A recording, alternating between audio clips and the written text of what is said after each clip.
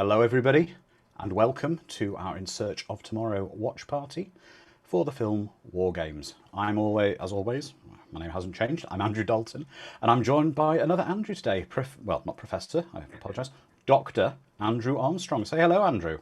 Hello. Hi, everybody. So you're probably all wondering, oh, someone's already said, what's up, Doc? There we go. So just to verify your bona fide credentials, you do hold a doctorate. What is your doctorate in, sir? It's in computer science, fortunately, very topical for this movie. And for the more nerdy among you interested in what type of branch it was on image indexing and retrieval in the compressed domain. Ooh, that sounds exciting. That sounds very exciting. But you're going to be great for this. Aside from the doctorate in computing, you're also a general electronics expert, computer of various types, somewhat of an expert in that as well. So great fit for today. So everybody, we're going to be watching Wargames. If you can get your copies, please, queued up to where it says United Artists Presents, and we'll start in just a moment. So Andrew, can you tell us please the first time you saw Wargames? Now, I can't really remember the exact date. It's like War Games is like The Abyss and Aliens. You know, you saw them when you were young, but not exactly when. But I should think I would have been maybe 7 or 8 or something like that, and it would have probably been a repeat on telly, I'm sure. What about for our chat? When was the first time you all saw Wargames? And I mean, I think, again, this is definitely a film in my wheelhouse because it's such a computer-based movie. It's very influential. We'll get into some of that stuff, but I think we could agree this is probably one of the most de facto and earliest proper computer hacker movies. That some of it's fantastical, but there's a lot of grounded in reality stuff here. I think one of the things when I was a kid also that impressed me, I remember really being impressed in War Games by the flying thing. In the UK, do you Oh, remember model yes, aircraft wasn't a I thing, do. whereas all the American magazines, everybody had a model aircraft. Wow, wow. Well, we've got a few people here saying they saw it in the 90s, the early 90s. Someone saw it in their teens. Brainwire 4 says they're seeing it right now for the first time. Sparky John saw it in 1983 at the cinema. So what a wonderful time we're going to have tonight. So if everyone's ready, on the count of three, we'll press play. And it'll be 3, 2, 1, press play. We've got another, I saw it in the theatre. That's from our friend Sharon. Now the question is, would you have had a treat during the middle of the presentation back then? I'm sure it would have Oh, been. I don't know in America, but in the UK we did used to have, of course, as you remember, we used to have an ice cream intermission halfway through. So going through the users in our chat, we have Fox who said, I must have seen War Games in the early 90s. It inspired me to learn about freaking and hacking. Oh, freaking, very dodgy thing nowadays. Lizard Man caught it on cable as a kid. Hollywood Crypt Keeper saw it on Fox 23 on a Saturday afternoon.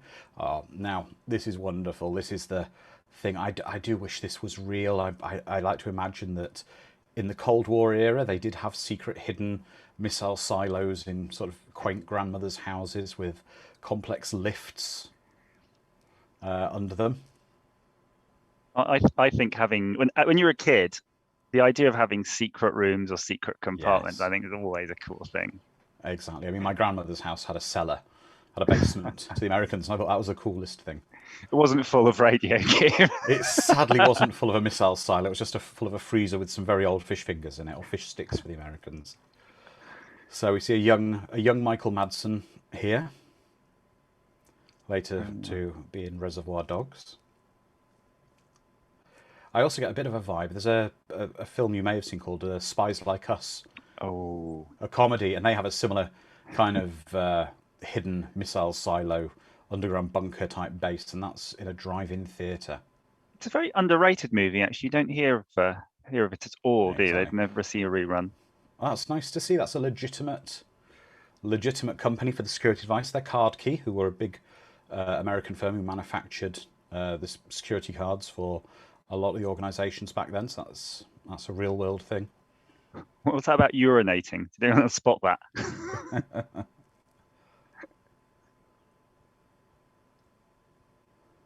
Anyone urinating in this area will be discharged. Well, I guess the idea is that you couldn't leave since the machines have to be manned at all times. I guess you possibly weren't allowed to dish off, not dish off, dash off if you're being caught short. I think it could be a little bit of an in joke as well, right? I'm discharging myself. Look at those doors. Now you can't beat a bit of bank vault style door with all those bolts. Exactly. Now, Andrew, can anybody in the chat comment on the format of these racks here? Because I'm sure it's some sort of standard. I'm sure. I don't know what they would be. They would have been something. Actually, they're probably in use. They still look like they're used because used have been around for a long time.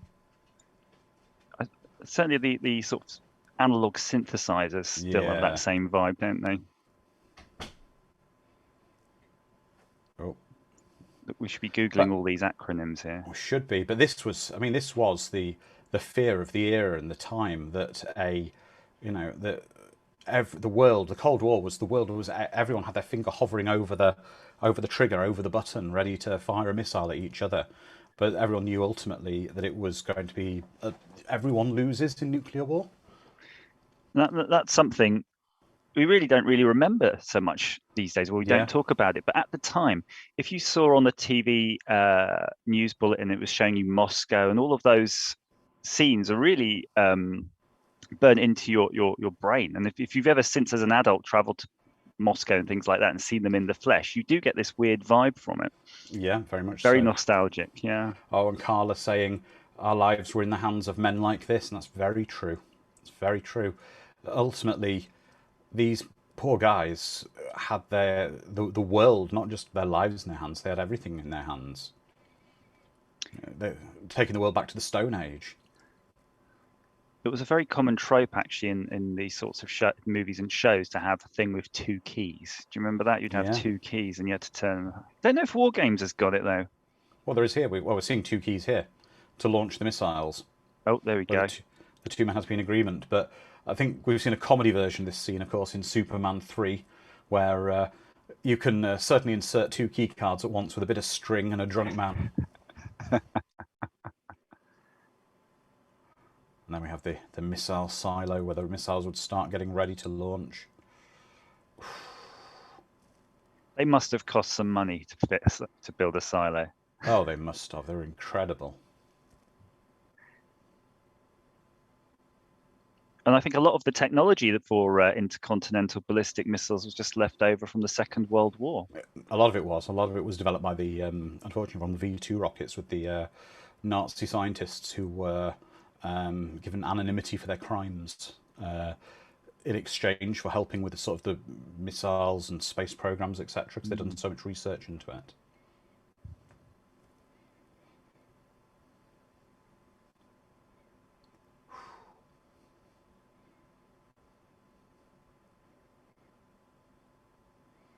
That's the thing. They don't know if it's real or not.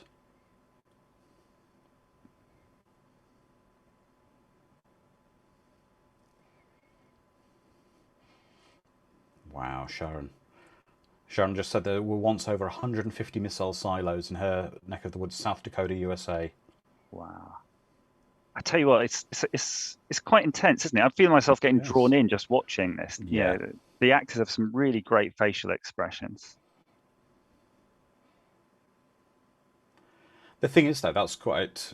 Now he cut away. But that was quite futile there, because he's threatening to shoot the other guy for not turning the key. But if he turns the key, if he shoots the guy can't turn the key anyway. You spotted a plot hole there. I've spotted a flaw in the man's logic, but I can understand why. So Ferris Bueller. That's before Ferris Bueller, right? He would have been much younger now. Just a little bit before. Ali Sheedy as well. I love this sort of retro 80s sort of font as well we're seeing on the screen. But if you look at it, you kind of think it probably isn't a real font, right? It's too irregular. Yeah, it's not. And it's not mono-spaced. No, exactly. And the infamous 80s helicopter, they were always Bell Rangers. Always those helicopters. So if you're watching, Knight Rider or Dallas or something, would that be the same helicopter? Probably the exact same helicopter. In most 80s things, it was always the Bell Ranger. It was the utility helicopter of the world in the 80s. One of the only differences is the one that was used for Airwolf was a different model of Bell helicopter. I believe a Bell 22. I know we've got someone in the chat who's a big Airwolf fan who I'm sure will correct me, but that's the Bell Ranger, which was also used for the helicopter for Santini Air. It was in many things. It was just the utility helicopter used in everything. I've started watching Chips again, so I will keep an eye out. They'll definitely have a helicopter or two in definitely. that. So here we are. We see a bit of giant tunnel going into NORAD, into the defence. Was that using Stargate? Same sort of tunnel type thing? Similar kind of thing. It would have been a very similar kind of thing with a big underground bunker. And an impossibly big nuclear-proof door. Do you recognise any of these names, Andrew, when you see them popping up? Not these people, I'm afraid. No. Hopefully we'll get to some of the computery stuff in a moment. But gosh, that door, the hydraulics to control something that big and solid metal must be incredible. It really looks real. You kind of think, did they lease a base? Well, Carlo, one of our associate producers, has just said that the NORAD command center cost, it was a set, and it cost $1 million, making it the most expensive set ever constructed at the time. The actual NORAD was so restricted that the producers had to imagine what it was like. Oh, wow. And I'd say, I hope it looks like this, but this certainly, having been to Kennedy Space Center and seen sort of the mission control with all the screens and the workstations everywhere, I'd say it certainly takes a lot of cues from that kind of thing. It would have that great flooring you can lift. Remember, you used to have it in server rooms with all the wires underneath. So Carla with our amazing fact says the NORAD tunnel entrance is located in Griffin Park, Los Angeles. The same tunnel was used in Who Framed Roger Rabbit and in Back to the Future Part 2. I can't imagine the Who Framed Roger Rabbit scene. I can. And there we go. And now we've got. Okay, what have we got? And now we've got Dabney Coleman. Oh, and tapes, old computer tapes. I'm looking at these terminals. They always fascinate me. We just saw at the bottom a man lifting a Winchester discount. And like a disc pack. Are we going to hazard a guess this is an IBM mainframe from its colour? Quite possibly. It could be HP as well, potentially, or ICL. DEC, I don't know the era. It could be DEC, it could be ICL.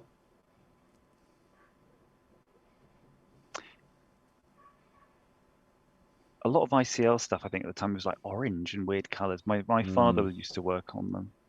Yes, your father worked for ICL for a period, didn't he?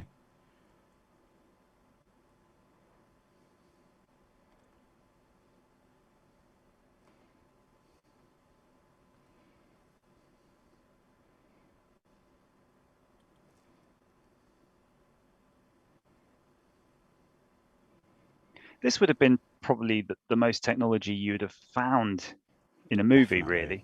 Because think about how it was in the 80s. Computers were so rare in houses and even in businesses. Oh, they were, because they were astronomically expensive.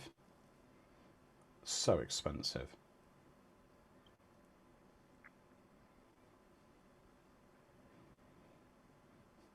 But you can imagine this being a real conversation they would have had at the era at the time. Would it be possible to replace the men with? But also, it's weird in that the men were put there to do a job, but surely why not just have a big button to the White House if they wanted to, an actual go button in the White House rather than relaying the launch instruction to somebody. But obviously they've got, it's codes, I suppose, to protect it. Maybe you have to protect yourself from President on that as well. I don't Could know. be as well. But this same discussion is actually happening now, right? With unmanned drones Yes. having enough faculties in them to take on missions and kill humans autonomously, and it's quite frightening, really. Exactly. I wonder if people feel that we're maybe on the verge of a new type of Cold War, but be a drone-based thing. Well, again, quite possibly. I mean, one of the interesting things here is from a, oh, there we go, see the tape drives, and at the front they are Winchester, effectively Winchester hard drives in the cabinets at the bottom of the flip tops. However, one thing that's very interesting and is very secure about this facility, I mean, we're seeing the whopper here, is there was something you could do back in the era on spying on computers, which is something called screen scraping. I don't know if you've seen that before, whereby you could actually, because of, again, you can probably explain better than me, because of how CRT monitors, the old-fashioned bulky monitors worked, you could actually remotely read images from them due to the radiation on them. Yeah, exactly that. Basically, yeah, you just tune in to their radiation and just display it on your own display. It's quite crazy that you could do it from a distance. So you can imagine why these facilities would have to be so secure with no outside-facing windows, you know, Faraday cages in the wall. Again, I'll try and make sure if we use any terms that we do explain them for you guys. So, Dr. A, if you could explain what a Faraday cage is, because that would evidently be present in this facility. Yeah, so basically, if you encapsulate any sort of volume in space with a metal enclosure that's grounded, then it pretty much prevents most electromagnetic radiation from traveling through it. And depending on the frequencies involved, it doesn't necessarily have to be solid. It could just be a mesh like your microwave. So you could try this yourself potentially if you've got a metal biscuit tin. Potentially your phone shouldn't work if you put it in there. Exactly. I mean, I've seen a silly product on Amazon actually, designed for people who believe that their Wi-Fi router is going to give them headaches, etc. They sell small Faraday cages to put your Wi-Fi router in at home. Do people complain when they? They do. Unfortunately, the Amazon reviews, a lot of people complain. Oh, and the Seattle Space Needle there. A lot of people complain that their Wi-Fi signals don't work. So if you see those on Amazon, don't buy them. And this is great as well because clearly this is Seattle, and Seattle became, you know, the home of Microsoft and so many of the big tech companies. 20 grand palace. Wow. That would have been big money in the early 80s. Oh yeah. Now, I read something about this a while back where apparently for the video game playing scenes, he was delivered to his home a couple of arcade machines so he could practice on them. But I wonder if he got to keep them. I don't know, but they were very expensive back then. It's amazing how many. But Galaga was I much preferred Galaga to Space Invaders. Much better game. Galaxian as well. How many of you guys in the chat played some of these classic arcade games? What's really funny about this, because Andrew, you and I have been to many of the same expos, retro video game expos, and we're looking here at all of these games we've seen and played at the expo, but we're not really appreciating how old they are. No, yeah. I mean, this film's 38 years old now. It's quite incredible. I think when you look at movies like this or anything in color, because in the past we always see it as black and white on telly or black and white in books. I feel time passes quicker and it doesn't seem so old. If you replace the computers in this movie with iPads and tablets and laptops, it could just have been made today, couldn't it? Really? It could have been. It could have been. Oh, and we have the very typical dry teacher. We've seen Ali Sheedy on screen. What's that in his pocket? It's a mobile phone. He's from the future. Pocket, possibly a pager. Oh, it's probably a calculator. Either it could be a calculator, pocket protector, or a pager. I'll tell you something. Pagers are something I don't miss. If anyone had a pager, you'll know why you don't like them. They were just the most useless thing ever. We spoke about them on our Nightmare on Elm Street 3 watch party for the In Search of Darkness community last week about how just you thought they were great, but they were just dreadful. Oh, it's a pocket protector, apparently. Oh, right. Looks very plush, though. Leather both sides. Yeah. Seems to be a lot of fish information on the wall, then. Yes, biology class. So how old do we think the actors are in this? Was Matthew Broderick, he was pretty young then? Oh. Carla just said she couldn't pass upon this joke either. She'd take detention. Carla, can you tell us how old, please, Matthew Broderick and Ali Sheedy would have been in this in this film, please? The actors. Go on, have a guess, Andrew, before you hear the answer. I would say he was in his early 20s, maybe 22, 23. Really? Crikey. I would Yeah, you say. could be right. Matthew I can't Broderick guess was the age 20. of 20. Gosh. I find it hard to guess the age of attractive people. Yes. The beautiful people. The beautiful people. But Hollywood's like that, though, isn't it? Where lots of actors and actresses are playing like many decades younger than they are. Oh, we're seeing a scene in a minute, and this is possibly one of the most true-to-life scenes from my 20-plus years working in IT, dealing with users. This is possibly one of the most realistic scenes I've ever seen in any computer-related film ever. Let's wait for the scene to play on TV and I'll explain. Simplistic passwords written down. There we go. Pencil is the new password. Yeah. I think I've got one of those on my desk as well now. It's also the fact simplistic passwords. School password is pencil. Is that an actual lowercase e and uppercase n though? They leaked it up. It might have not even mattered back then. No, it looks like it's like a deck, like a VT52. I can tell you what it was if you bear with me. Let me. And if anybody can source a keyboard for I think a VT100, I'd be very interested in speaking to you. I've got one, and I'd really love to know if I can get it going. Okay, so that computer... Corvette in the background. Doesn't actually say. I'm shocked. There's a website called Starring the Computer I'm a big fan of, and it lists all the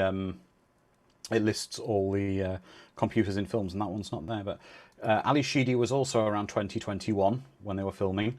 They do look very young. Carla raises a good point. The character purposely goes to the principal's office to get access to the school passwords. Again, that's quite possible. On a little moped racing along there. I'm trying to figure out what that lever is underneath the clutch. Here's a question. Is the dog... He goes home and his parents are at work, but the dog just runs up to him. So has the dog been wandering around outside the house all day? Well, it's the US. They've got the big gardens and no fences, right? You never know. Yeah, quite possibly. Could you imagine just leaving your moped out on the street nowadays? I don't know. I mean, can you imagine? The thing is, these were decent kids. If you see two kids on the back of a moped now with no helmets on, you want to call the police. And then it was wholesome. They were in a good neighborhood. It's like being in good and bad neighborhoods in the US. Oh, look at that, the division there. We can see he's got a typewriter on his desk there and a computer with a printer. Is that a Betamax player on the shelf? It could well be a Betamax player on the shelf. Oh, out comes the floppy drive. A floppy disk, sorry.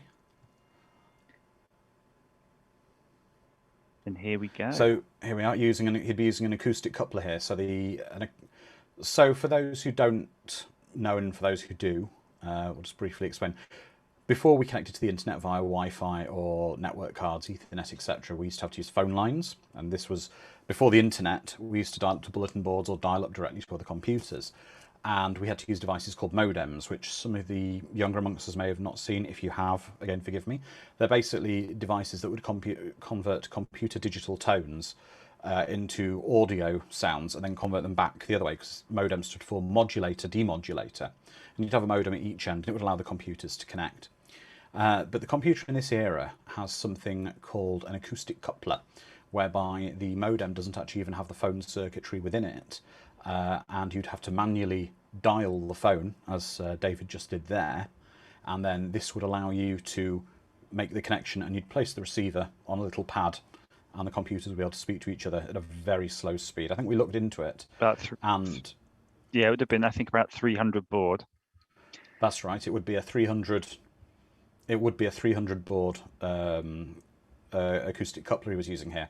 So the speed is probably quite realistic with how slow it's being drawn on the screen. But an interesting fact here that the modem that they're actually using in that never had an acoustic coupler, and it was a 1200 baud one. But just to put some context, so if you think nowadays your download at home could be say 30 megabits, yeah. So if you want to convert that into baud, so remember they're using 300 baud. 30 megabits translates to 30 million baud. It would probably take you the best part of a day or so to download the equivalent of one floppy disk.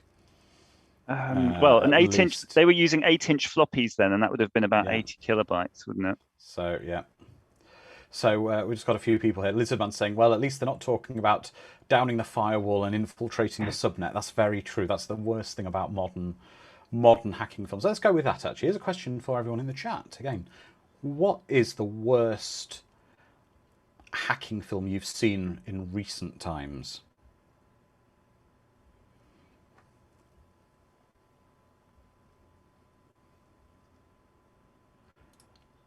So he's having a fiddle there with a logic probe. That's right. And what would you be using that for, the logic probe? Really, normally you'll hold it on data lines, and if you see it fluctuating, flashing the LED or beeping, it gives you a sense, like an analog sense of what's going on in a digital circuit. So if you don't have an oscilloscope, it's the minimum thing you'll need to work out any sort of digital diagnostics.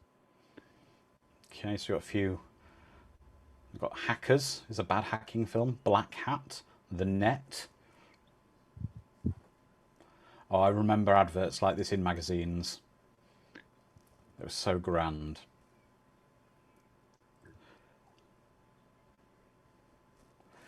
And for those in the chat, the worst hacking film I have seen in recent years, by far, is Untraceable. Untraceable. Make a note to watch that one. It's horrendous.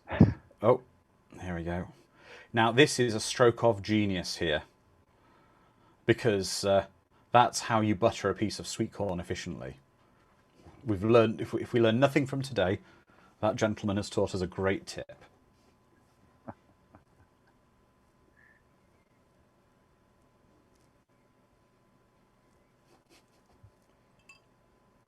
Do you remember doing your own bit of bulletin board war driving back in the day, Andrew? Well, not bulletin board war driving. I did. There'd be war dialing. I used to do bulletin boards quite extensively, and going into Carla says Untraceable was unwatchable. So actually, now this is the interesting bit. Getting on to war. So those are the big floppies, the 8-inch floppies. Yeah. Dual disk drive, 160 kilobytes of power. Yeah. Fox says war dialing and war driving, exactly. So that's where one of the things that makes this movie so famous. What we're going to see now is a technique that was a real technique that Dave was about to use, that was later named war dialing. So if you know what an auto dialer basically is, he would basically sequentially have the computer dial every number in a number block to look for computers, and that's what war dialing was. So basically it would just troll numbers looking for other computer tones, moving on to the next one. Then later on we had what was called war driving in the early days of Wi-Fi, whereby people would basically drive around with wireless gear on a car, and you'd look for wireless hotspots, possibly open ones, and try and get into them.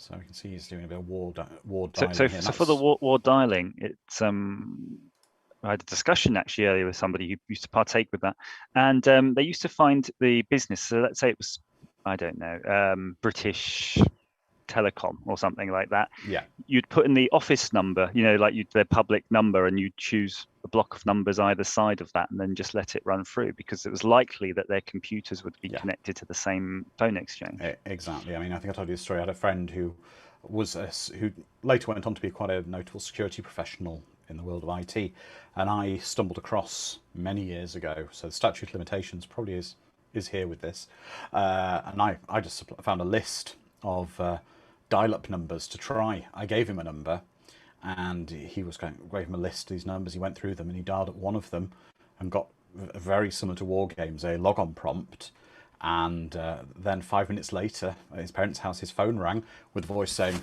"Don't ever dial that number again." Like that. He was a little scared and unplugged the phone for a few days. There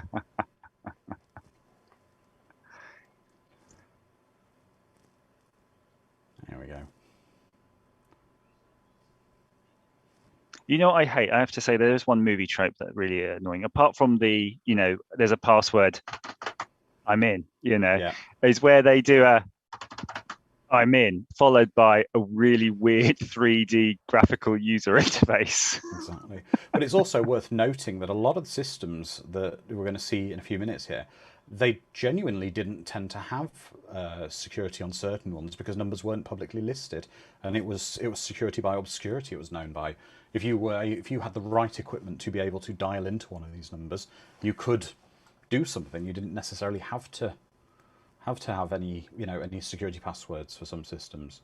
When I was a student, probably much like yourself, and you just did IT jobs for people. We used to do some jobs for a number of small utility companies, and that was exactly it. Yeah. They'd link up offices between these using these modems and things, and there was nothing, and it was just running automated scripts moving files back and forth or something like that. But if you casually dialed it up, you could just log in and download whatever you wanted. Exactly. My first everyone's asking what our first computers would have been. Well, mine was a British computer called the BBC Micro, and I was about 4 or 5. And I have a photo. I will see if I can find and post in the Discord. What was yours, Andrew? Well, mine was around the age of 3, and it's the one that is actually featured in the thumbnail for this stream, which is the TRS-80, which everybody in the US and definitely UK will be familiar with them. But I'd say my first real computer with a bit better graphics and things would have also been the BBC Model B. Yeah, great computer in the UK. Oh, and we're seeing booking tickets on a Pan Am flight in 1982. So that would have been great carrier no longer with us. Ironically, though, if you've noticed, all the airports and things there is a low-level system like this, and it's actually still in use.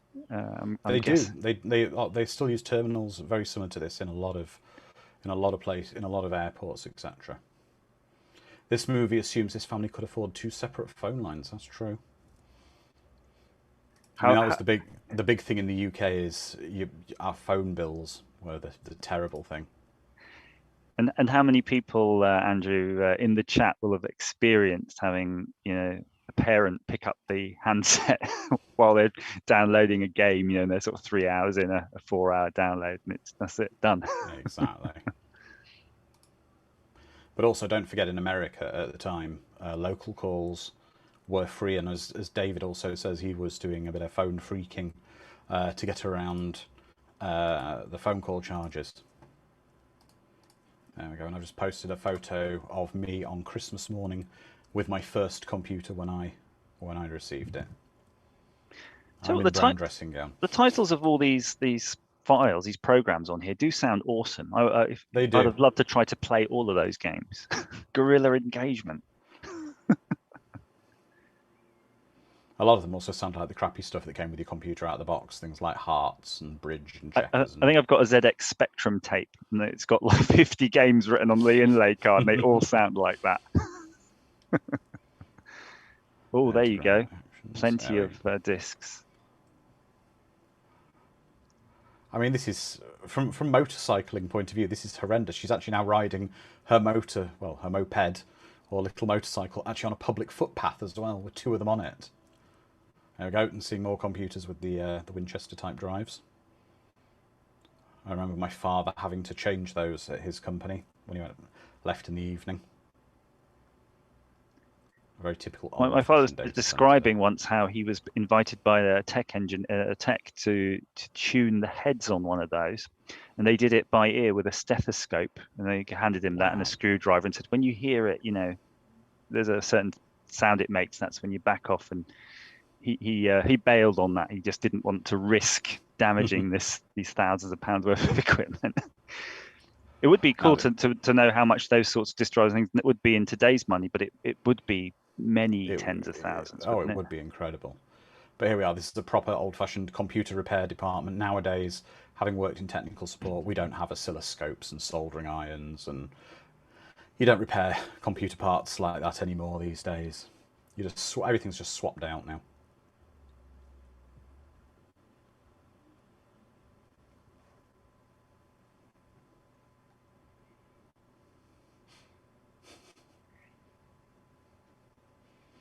Do you think there's some sort of nerd stereotypes going on in this? I think I wouldn't even say stereotypes. I'd say it's quite factual. So you always have a surly, heavier guy with a beard Yep, and a thinner, nerdy guy with glasses. that's right. That's right. Apart from we got it reversed this today.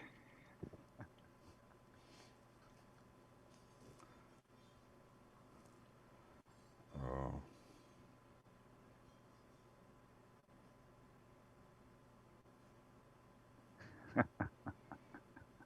I would say a data encryption algorithm wouldn't do much except if you were downloading some data. But it's quite interesting that they're talking about encrypted data even in a movie of this era.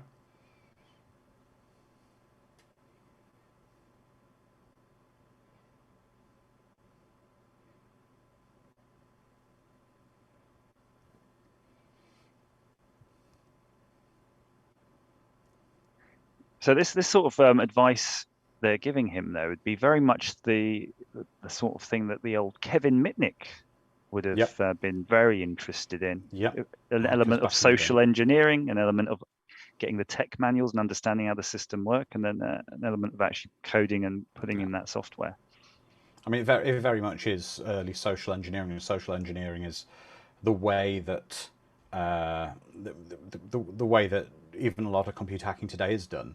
The weakness isn't the system; it's the superfluous information around the system, the creator of the system.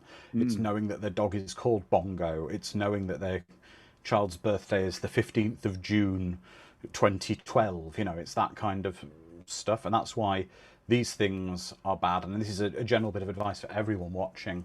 If on social media, especially on Facebook, you ever see these, they're asking what was the movie on the date of birth, the date you came out, or what was the street you grew up on, or something like that.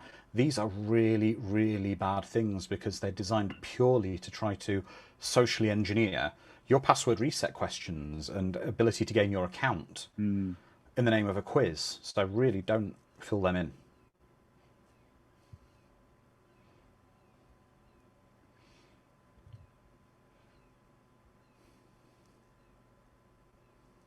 He's doing his detective work now. That's right. Oh, anyone else remember getting seasick from going through microfiche? Oh, I hated microfiche. I hated it. And in my school, we had the microfiche readers we had were always a bit grubby. Someone would put their fingerprints on the glass or there's hair in it or something. I can't say I ever really used one. That's a 9-pin printer, that'll be. I can tell from the noise.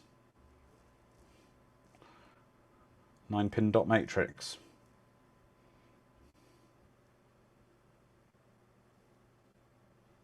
So did you have a 9-pin dot matrix, Mr. Dalton, or did you go straight to the 24? Yes. I had a 24-pin. You can also 24 pins were much louder than a 9-pin. They still exist, of course. You need them for multi-part printing. Used often in airports and stock places, things like that. You have to use some kind of, like say, impact printing is required for anything whereby you need, triplicates, carbon paper copies. Look at that rock in the pipe.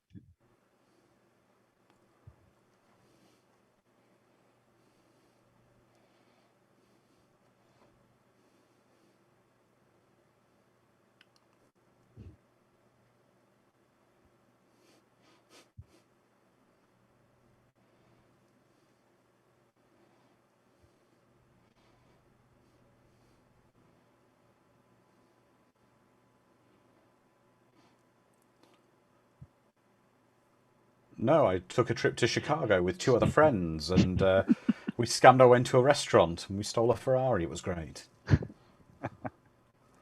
I like the idea there's some sort of Venn diagram and that those two movies did overlap. Oh no, Mega Mommy is triggered by shoes on the bed.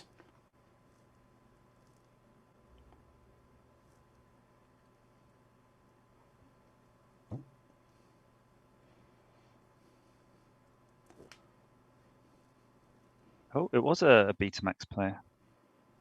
Yeah.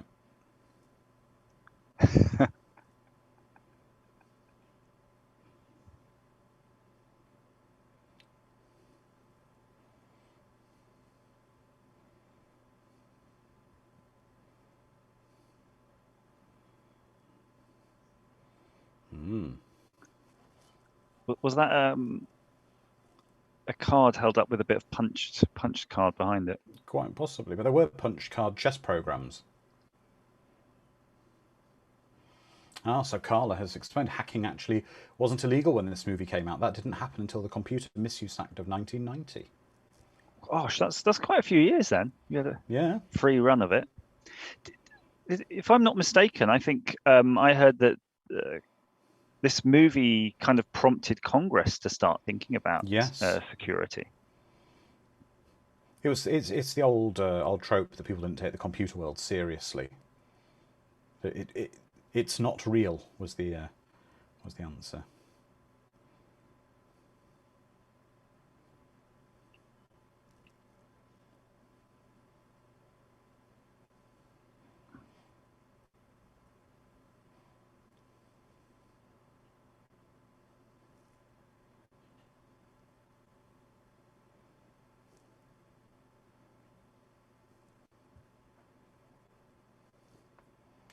Mega Mommy says she's 40.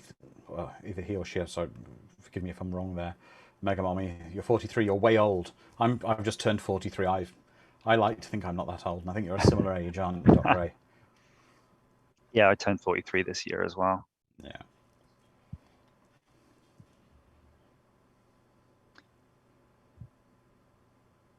Oh, look at all that data. That's right. Sparky John just says the largest hacker convention in the world is called DEF CON, a homage to the film that's been going on since 1992. I know. I have friends who've attended DEF CON, and I'd like to attend one in my professional career at some point.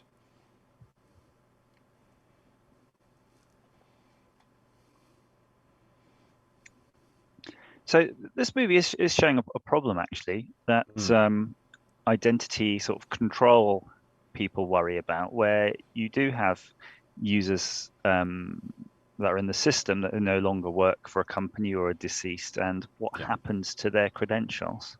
Well, again, this is something I come across in my day-to-day work with organisations. It's you call it the starters, leavers, joiners process, and it's incredibly important. It's the process of being in charge of literally people who've left or joined the company by some reason, and making sure their credentials do go. And even today, it's still a common problem that I see customers, and they've got accounts that are still active for staff who have maybe left 5, even 10 years ago, with the credentials. And it becomes that there's a second layer of this as well, where staff might have to use third-party systems as well that aren't necessarily connected to your SSO or Active Directory, whatever you're using.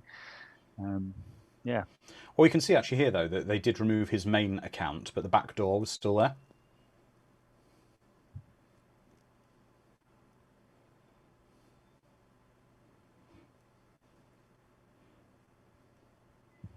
We'll have to Google later, Andrew, to see if someone actually wrote this game, because I think it must exist. I would hope it does exist.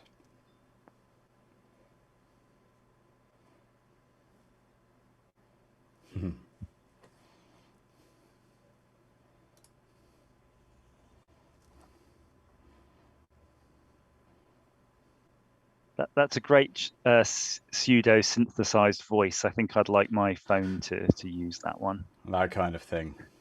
But again, this film played on the paranoia, some of the paranoia of the Cold War as well. And it came out at very, very close to another film about the Russian-American Cold War of, you know, with what's happening. The film Red Dawn was another film of this kind of era. Oh.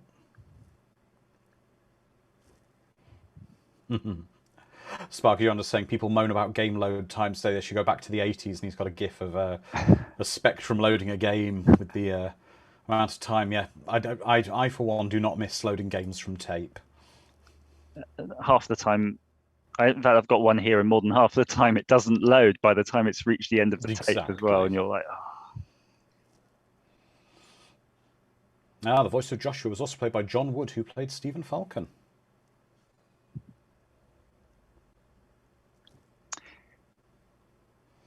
Sharon's saying, don't remind me.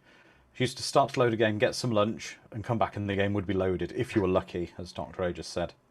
So here's a fun fact about the screens there. Those screens, graphics are all genuinely computer generated, not like Hitchhiker's Guide to the Galaxy where they're actually just drawn. And that was on an HP 9845C computer, which would have been one of those ones with the light pen. Wow. You know, and apparently the animations and things like that were played and then recorded onto video for each of those 12 screens as basically playing its own footage. What's amazing, it took months, like almost a year, for them to do that, and it's very comparable to making a CGI movie now. There is actually a game that Sparky John has just posted that looks very similar to the game in the film, and it was on Atari and Commodore 64. Oh, Might be one you'll have to play. Is there a name for the game? Wargames, based Just on the Wargames. hit MGM movie. So it's not based on the sequel Wargames movie? No, that didn't happen. Wow. The DEFCON sounds.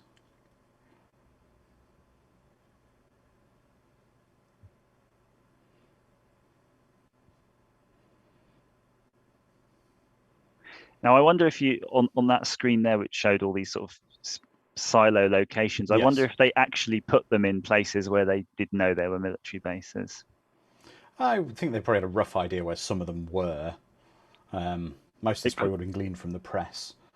So it's kind of saying the actors were not able to see the visuals on the computer monitors at NORAD while filming. The visuals were not added. Sorry, I do apologise, can't put my eyes in. The actors were able to see them because they were played in time, and they were not added later as if it was done by CGI. So that's quite good. Shows that they had real effects. Oh.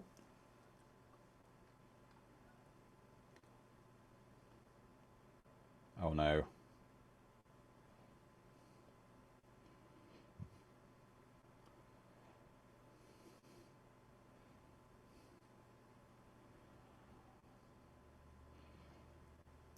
I love the fact he's nearly destroying the free world and his parents want him to do his chores.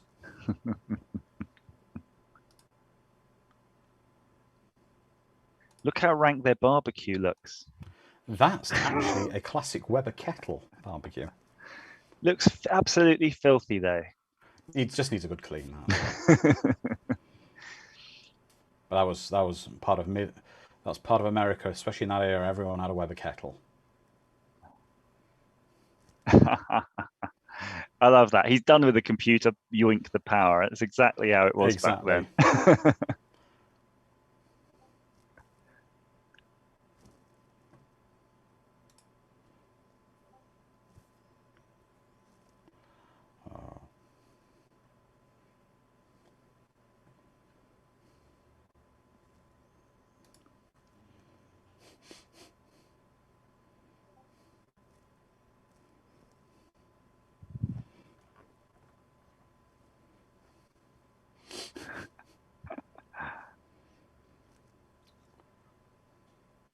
What an amazingly dark beard. So I've got a question for you, Dr. A. Yeah. What do you think of the 1992 movie Sneakers, which was another hacker movie? Now, I'd love to have like lots of comment on it, but I can hardly remember it. I'm going to have to look it up. I can give my opinion on it. It's my favourite hacking movie of all time. My friend, who was a professional pen tester, held the movie in high regard, and he said it was also the most accurate computer security movie he'd ever seen. So if people are on a loose end tonight, well, later tonight, well, would you a lot of our friends are recommend joining us from America, so it's only so they got plenty of time. But would you say that would be the movie to watch? If you want to watch a hacker movie after this, watch Sneakers. Oh, he has something to show you, his forged report card.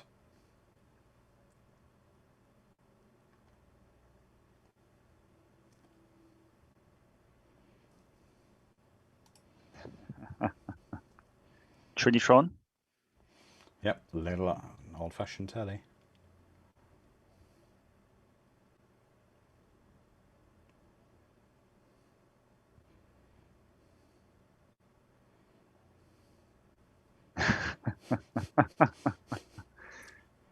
I bet he's wishing that... Well, here's a question. So, David has forged the computer printout of his report card. It goes to his parents to sign it, to say they've seen it. Obviously, he must have to return that to the school. Well, surely then the school will notice that the grades are manipulated on the report card? You're assuming that the school it'd have to go back to whoever assigned the grades, which would be the teacher, right? But it's never going to go back to them. It would just be an admin. Yeah.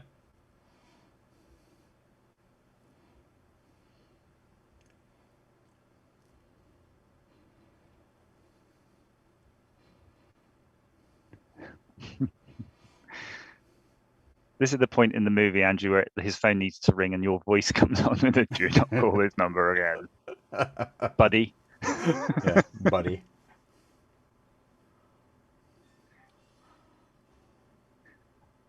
Lots of TV shows of the era had people bugging and hacking these phones, didn't they, by putting a device in that massive handset. To be honest, though, with phones of that era, since everything was basically analog, it was quite easy to tap phones back then. Plenty of room. Now, who remembers that kind of paper? What do we call that with the lines on it, Andrew? Listing the green paper. Listing paper, yeah. Yeah, computer listing paper, I remember that. I had a job once where every morning I had to go to the mainframe printer and take off a pile that thick of listing paper and keep it on my desk. And then eventually I'd get a big pile of it and then I'd throw it away. And apparently it was just some sort of logs that maybe someone might want to see. I remember as a child, my father bringing home literally a briefcase full of it and sitting there in the evenings for hours, going through it all and checking stuff because it was too stock at work. I'm sure if I go in the loft, I'd find the same.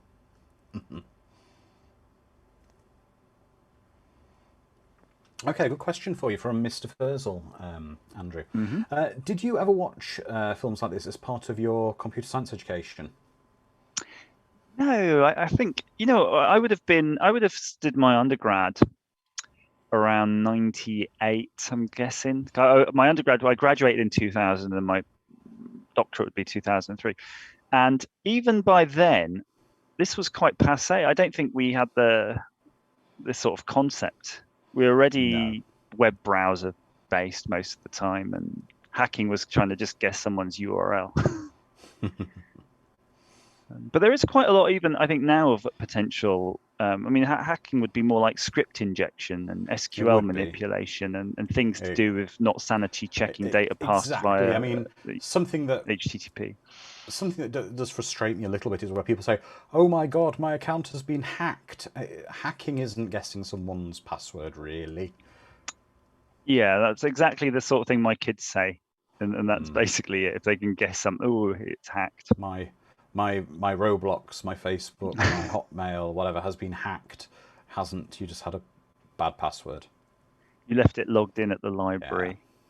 I mean, I've had to deal with some in my professional life in recent years. For those who don't know, I specialise in email security, email hosting, all the stuff that makes basically your email work for companies you deal with. And the main product I consult in is something called Microsoft Exchange, which is probably one of the world's most popular email server software. And recently there were some vulnerabilities, and they were proper hacks in it. It would give you the ability to, over the internet, manipulate someone's email server to basically gain remote administration to their network. And that's real hacking that I've had to deal with in recent times. And I think there's something. What's really cool about this movie, actually, and anybody who works in the industry now, if you work in cloud computing like most of us do, we would have cut our teeth and skills working on maybe the late mainframes and then maybe the DEC alphas, things like that, Yes. which are kind of running parallel with normal internet stuff we use now.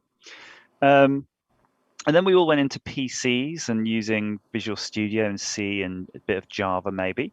But what's brilliant now, we're of that generation who really kicks ass when it goes onto AWS, Amazon services, Azure, anything running Linux, because it's going exactly back again to the mainframe again. Very much, very much. I know this. There we go. The infamous Men in Black just bundling him into a back of a van and driving off with him. And away you go.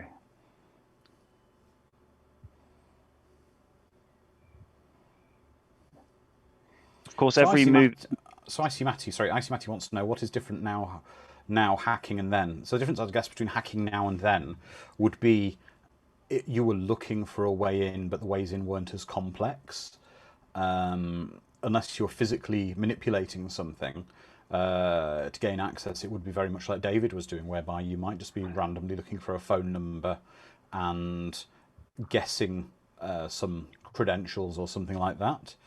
Nowadays, again, as Dr. A was saying, it would be probably some kind of an injection attack or something, because everything's on the internet. You would be connecting over the internet and then trying to manipulate the server software to do something it's not supposed to do. And it becomes, now you're running these things called serverless as well, where there's not a single monolithic piece of code that a coder has written, but distributed bits of code over the internet. It becomes probably easier in many respects to try to probe the systems to do this. And any of you with access to a web browser can just at any point click on there and look at the developer tools and look at the source code and look at the data that goes back and forth. And if you really wanted to, you could try changing the values of some of this stuff that goes to the server, outside of the user interface they would normally expect you to do. Oftentimes you will get some interesting results. Yeah, I don't really know on the legality of that though. At what point does it become naughty? I think it gets down to the intent behind it. Yeah, if you're just messing around to see if you can make whether a time server site tell you play with the hours or something differently, that will report back to you, compared to trying to steal something from Amazon. Yeah. As J-Bot saying, I like the movie shows hacking is a time-consuming endeavour, and it certainly still is. You're very right there, J-Bot, that the thing is, hacking now for many people is a long game. You could have been infiltrated months and months ago, without even knowing you've been infiltrated, as they've been trying to break in. I think genuinely, if anybody is interested, if someone was interested in hacking somebody or causing malintent, I think the most easiest vector would be to write malicious software. I think even in this day and age, it's still got to be the easiest way, because once you have privileged software running, it can do what it likes. But the weakest thing in any computer security system is the bum on the seat. And its users. That's why social engineering is such a big thing. Social engineering is a term used in sort of computer security and hacking, whereby it's manipulating the user into doing something, usually getting to divulge some kind of credential, a clue, a password, anything like that, or even facilitating running a piece of software. A common example I might give you is you're walking down the street, you find a USB stick. Should you plug it into your work computer? Yeah, naturally, you definitely should. Exactly. There's a lot of people who still will, just to see what's on it. But that could ultimately be a trap designed to run some code to give someone remote access to your network. And again, it's not. And that's why, of course, a lot of work computers now, the laptop itself or its local resources are not really used. So they'll give you the resource, and it's only configured to really just set up to connect to a remote desktop on another server somewhere else. And none of that server's resources, other than the screen and the mouse, are actually shared. Yeah. It's J-Bot saying, too many movies show someone breaking into a system after 5 seconds and 3 attempts takes rainbow tables and tons of patience. Yeah. I will say, as much as I love the movie Weird Science, that's got one of the most ridiculous hacking, things ever. It's the whole, I'm typing away. Right, I'm in. I'm past the first firewall. Okay. Big screen of plaid flies past. Override main CPU, and you're in. No, that's You not can't it. be too critical of Weird Science, though. It's fantastic, No, really. that's one thing I do like about this film. Now, this is interesting here. This is actually something I'm going to want you to focus on quite a bit in a moment, Dr. A, which is we're going to see a little bit of some electronics. I do like the architecture, by the way. I like the building's damped. Yes.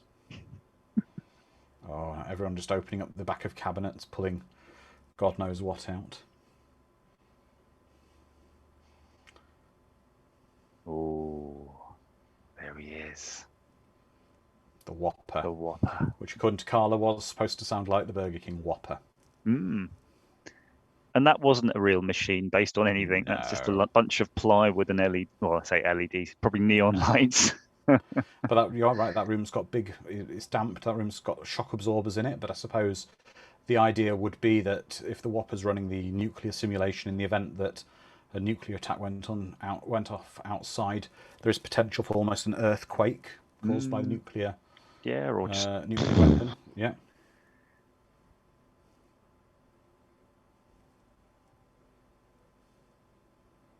Here we go.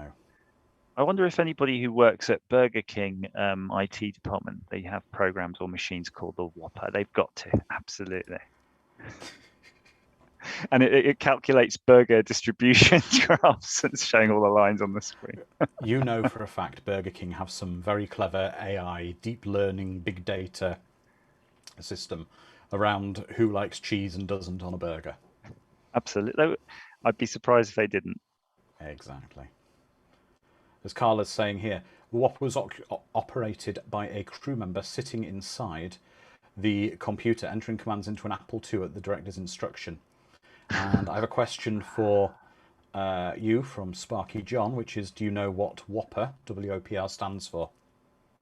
Now, it flashed on the screen, and what was it? Let's go. War, WOPR, War Operations. No, go on. Okay, let's have the chat. It was War Operations something response? Planned response? Something? Might be planned response. Go on then. This puts us out of our misery.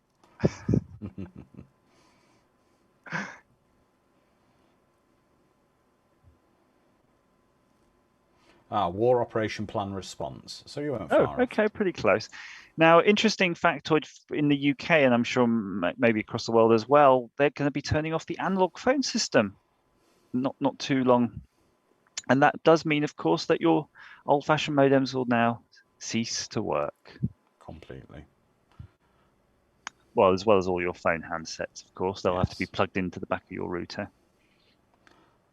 That's the eventual plan in the UK, as they do away with all the... And of course, aside from the security point of views, for the government to spy on a digital line is significantly easier.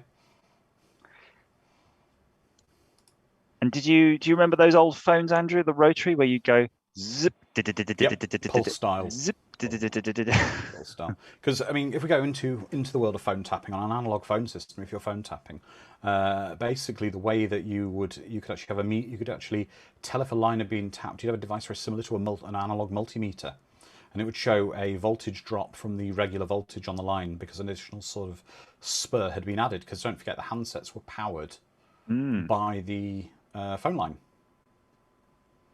And I think it's let's continue the conversation, because of course phones, you could actually get them to dial by, you know, the when you used to hang up, you used to have that thing. If you could pulse it on that and actually dial a number if the main dial was locked. And then of course you had the tone dialing phones which came in, because remember, banks used to start giving you little bank dongles effectively that play tones. Which I think leads us on to Mr. Steve Wozniak.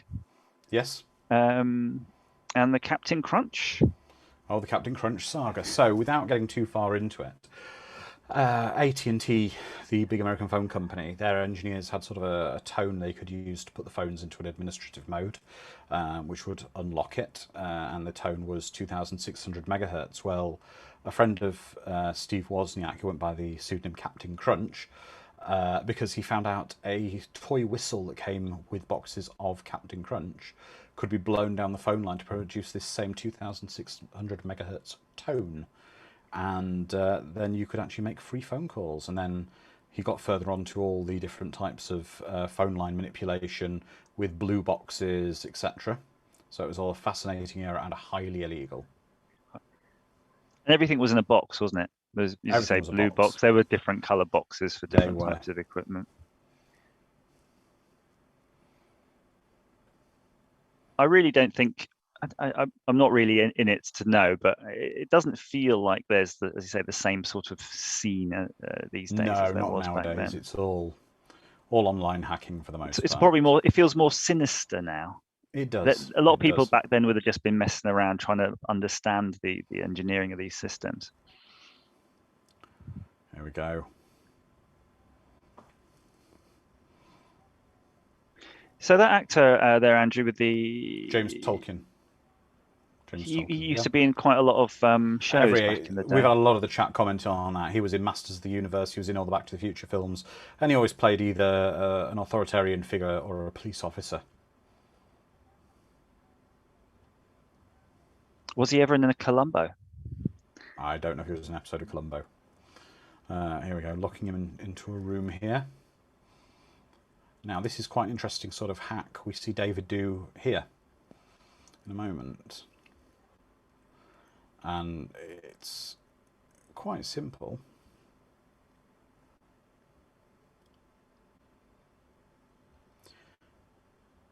If we see the number pad on the door is basically just a touch tone number pad where it uses. However, I'm not really sure if you would actually have tones committed as part of the locking system. I have, well, when I was younger, we used to have some of those where I bought similar type things from Tandy's, which would have been Radio Shack in the US. Yeah, they didn't make any sound, and they were really crude in that to set the pin numbers and things, you actually had to move wires within the device. So it said, so how would a device like that of that era have recognised the correct pin had been entered into it? How would it have understood? Yeah, it would have just been based on logic chips and things like that, really. If you think of now, you've got mechanical digital entry locks still that you can buy, can't you? You see them often in businesses. It would have just been almost a digitized version of that, really crude. And it would mean, of course, that you couldn't have duplicate numbers. So you couldn't have a code of 8821 because you can only have 1A or a single digit. So if you're trying to do pin hacking, your problem space is greatly reduced on one of those things. And of course, it wouldn't time out and lock out after a while either. You just keep going. Exactly. So I mean, based on that kind of lock, if it was a 4-digit pin, you couldn't use the same digit more than once. No. I guess that you would have it would significantly reduce the number of the combination you could have. I mean, this is a nice idea that he's doing here, and it potentially could, I suppose, if there was some kind of dialing, but I can't understand. Yeah, like if it was a remotely activated thing, so that maybe somebody could unlock that door from maybe a receptionist or secretary could unlock it, and it would be a system so it would recognize a tone to identify that particular lock. Yeah, quite possibly. Why not? I don't know. It's possible. I don't think it's real, but it could be possible. Yeah. If with the technology of the day, that's how you do it. Oh, James Tolkien never appeared in an episode of Columbo. Sparky John just checked for us. Thank you, Sparky John. I'm quite. I don't know. I feel devastated hearing that because he never will. Here we go. So as we can see, it's really bothering me. He's attached. So he's attached the headphones, a couple of two wires from the headphones to a couple of points on there. Yeah, so he recorded it. It's possible, I suppose. Yeah, why not?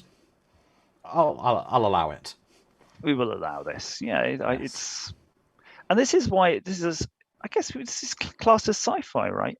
Yeah. It definitely is And science fiction. and it's almost like hard sci-fi in that what you're seeing could genuinely be done with the technology of this universe, which happens to be the same as our universe. Exactly. As someone's saying, it's more of an interesting hacking technique than what you usually get. I'll say it's creative enough, and it's not too far out the realms of possibility. If I was making an escape room, a modern escape room, and it was going to be retro tech, I think that's I would make that the solution to get out. Yeah. Oh. And this is definitely 80s inappropriate workplace behaviour, harassing the receptionist. Was it inappropriate at that time? What surprises me actually, though, as well, there you see no smoking. I remember when I used to work at British Steel, everybody smoked and drunk in the Yes, I offices. remember that. I worked at again, something I mentioned on the one of our last watch parties. I worked at British Steel as well during that kind of era, and I remember going into offices where there were people smoking at their desks with big ashtrays on their desks. Sharon saying David has a bright career ahead of him as a hacker.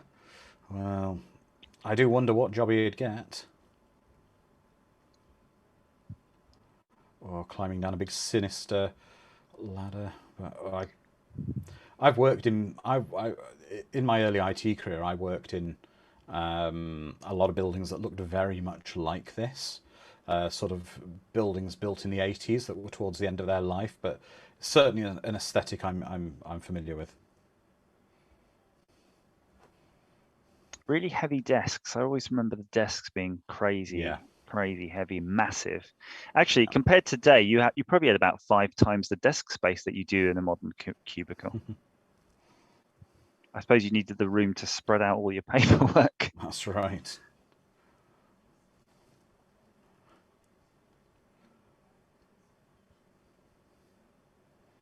Oh.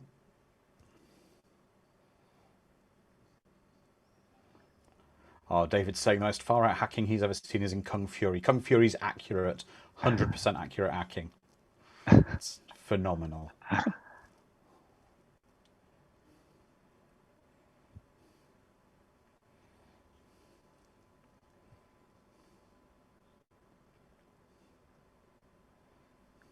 I'm trying to remember that one, Andrew. That's the one with Hacker Man, isn't it? That's right, with Hacker Man.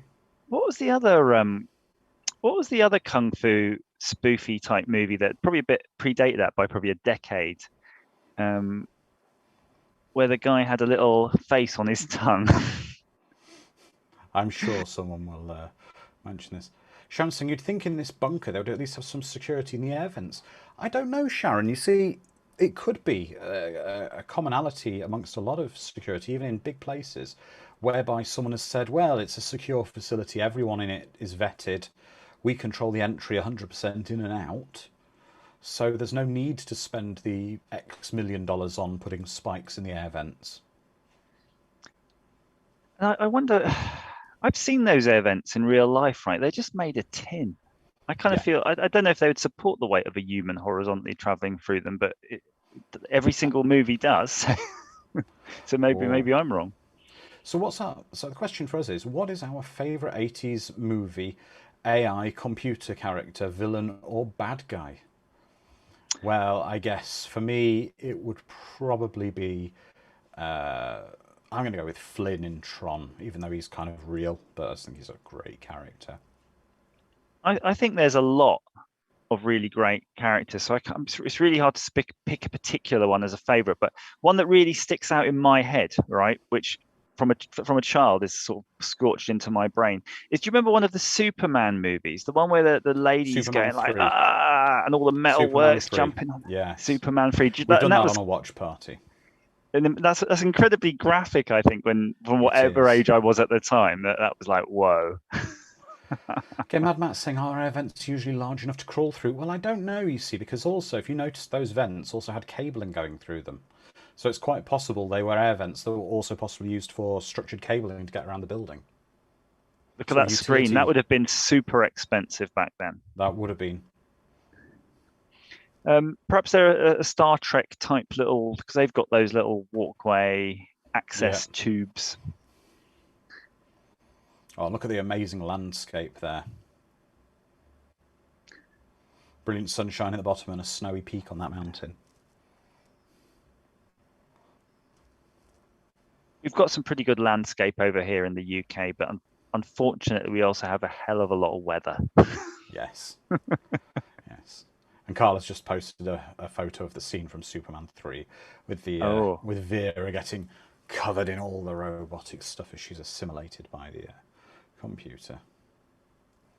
oh, there you go. Look, that's what we Here were we talking go. about earlier about how you're going to sort of hack into the whole Yeah, so I phone. can only assume what he's doing here is, and again, if anyone's more familiar with the American phone system, because it's not the same here, this must be some kind of grounding short or something, either to release a mechanism.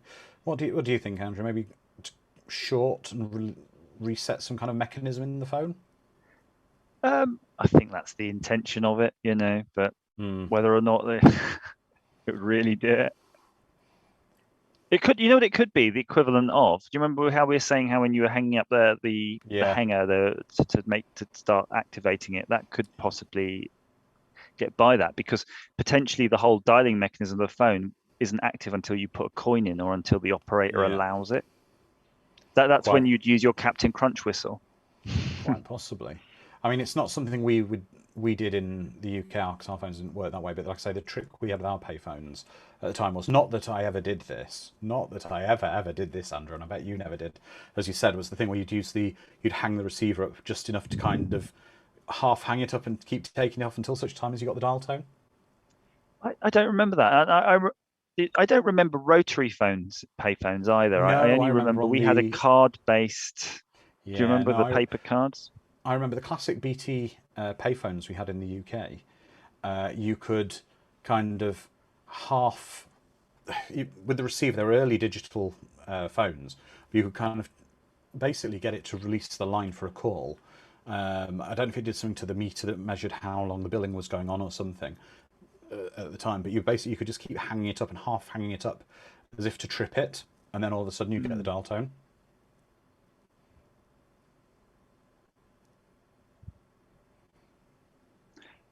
I think with And the UK stuff, there were certainly out of band tones and frequencies and things like yeah, that. exactly. And here we go. Sharon's saying her favourite AI or robot from films was Bishop from Aliens. That's a great character. Oh, yes.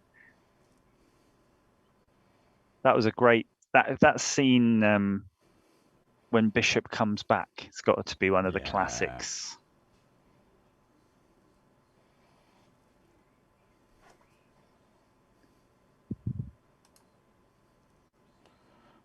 In Calico Corner, having his Pepsi.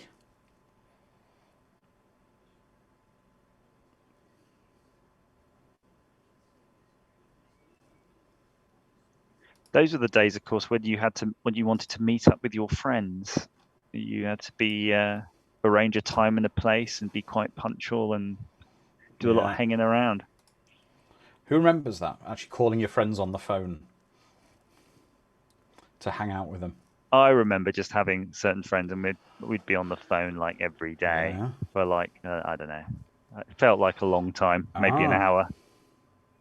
Okay, David is curious about our Discord server. There are bots in here. Whopper is from the net, the movie we're watching. Gatekeeper is from the net. How about the other two? Ooh. David, do you want me to let the chat give you questions or try and guess this? And I'll give you the answers as I'm the one who created those bots in the server. There was a lot of product I'll give you. placement there for that Red Man chewing tobacco. Yeah.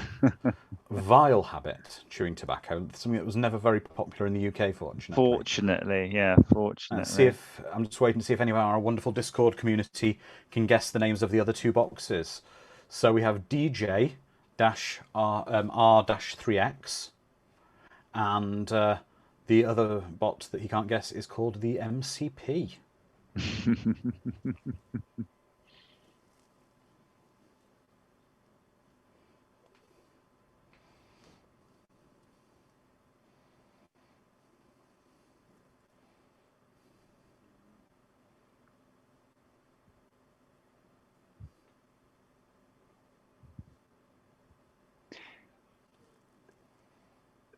as far as I'm aware, this movie was quite a successful one at the time. I in believe terms it of was quite successful. the revenue. Here we go now. Oh, I can't imagine living anywhere where you'd have to get a ferry to go for people to visit you. Okay, so I'll give you the answer. So, the first one, the MCP, that's the Master Control Program from Tron. And the other one, the bot, the DJ bot, is named after DJ Rex, who is DJ R-3X.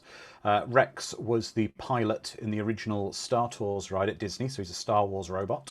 He crashed one of the cruisers and was fired, and has been repurposed as a DJ robot.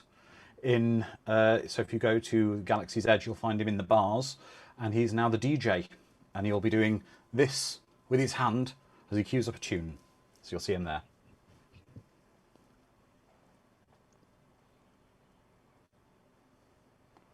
So yeah, Carla says Wargames was a critical and box office success, costing $12 million and grossing $79 million in 5 months in the United States and Canada.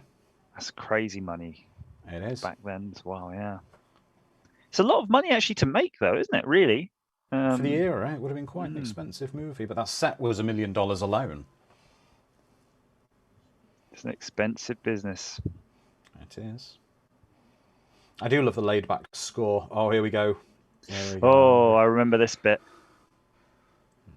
Is it a pterodactyl? Pterodactyl? I could never. Pteranodon, possibly. Its head, even its head moves. Yeah. Sparky Johnson's posted a photo of DJ Rex. There we go.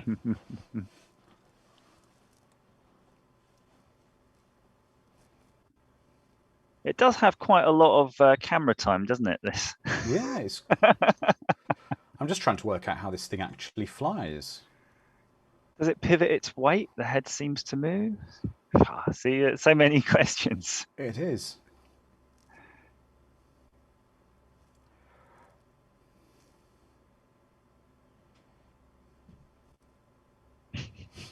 Don't we all? Yes. Don't we all? Well, I just so happen to be a biomorphologist. That thing's massive. Look at that. It's a pteranodon. Pterodactyl is the genus of flying reptiles. Thank you, Lizard Man. Oh. Very apt. Is that a relative of yours? And Pacific Priest is talking about... yes. And Carla's showing a board game called Girl Talk, where it was talking on the phone was used as the basis for a game. That's right. Yeah. I think we had, I don't know if it was called Girl Talk here, but I definitely remember that in the Argos catalogue, like a pink phone, and it's got boys on it. That's right. But so I think Sharon played that game back in the day, but getting a lot of love here for Dr. Falcon, saying he comes out to the middle of nowhere and plays with dinosaur toys. He's his kind of scientist, and I'd agree with that. I love an eccentric scientist in a film. Okay, what's the most eccentric scientist you can name? Well, actually, is a question for the chat. Who's everyone's most favourite eccentric scientist from a sci-fi film in the 80s? And I think there's only one answer. Only one answer, and I know it, and I'm sure you've got the same answer. Okay, on the count of 3, 1, 2, 3. Doc Brown. It's like, yeah, I was going to say the one from I couldn't remember his name, but from Back to the Future, any day, and in fact, actually, from any era, I think he's still the coolest. Yes. I can't think of a cooler one. Everyone's saying Doc Brown. Everyone's saying Doc Brown in the chat. Of course, you are. There was a pretty lame-ish one in Independence Day, wasn't it? Like Brent Spiner or somebody. But... Yeah, well, we tend to focus here on 80s sci-fi. So I think we can maybe say Hans Zarkov was a cool doctor, but he was not. Hans Zarkov from Flash Gordon was a cool doctor. And Ozzy from Inner Space was another great sci-fi doctor. However, I think Doc Brown is the king.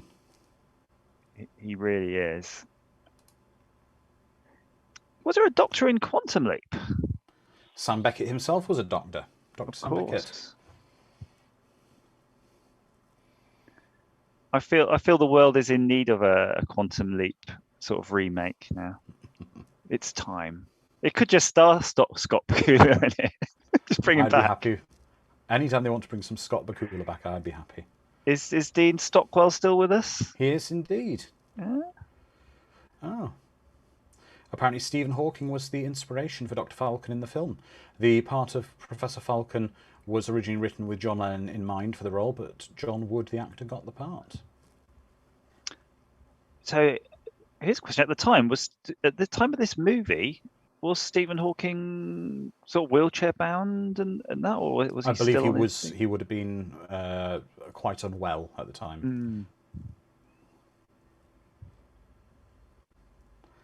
Oh wow! Some wonderful stop motion from an old film. Can someone please tell me what dinosaur film this stop motion footage is from?